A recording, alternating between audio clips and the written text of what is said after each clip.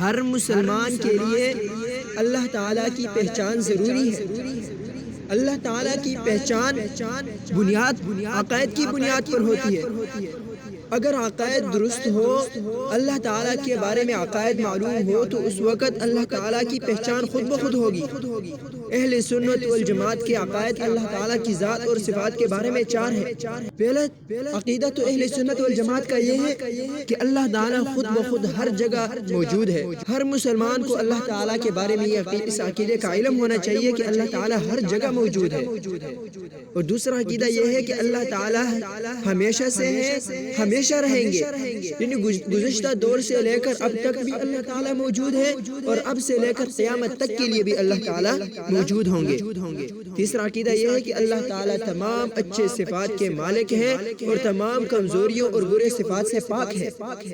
اور چوتھا عقیدہ یہ ہے کہ اللہ تعالیٰ کائنات کے ہر چیز کے خالق اور مالک ہے۔ جو چیز بھی دنیا جہان میں موجود ہے، تمام کے مالک اللہ تعالیٰ ہے۔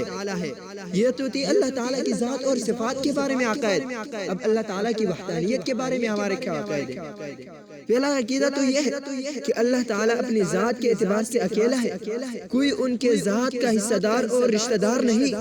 اللہ تعالیٰ اپنی ذات کے اعتبار سے اکیلے ہیں، خدائی صفات میں کوئی ان کا شریک نہیں ہے۔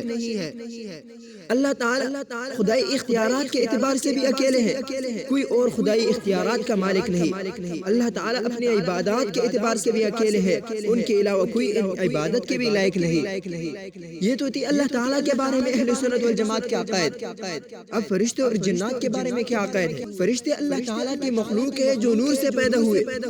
فرشتے اللہ تعالیٰ کی نافرمانی نہیں کرتے اور انسانی ضروریات سے بھی پاک ہیں۔ فرشتے اللہ تعالیٰ کی طرف سے مختلف کاموں پر مقرر ہیں۔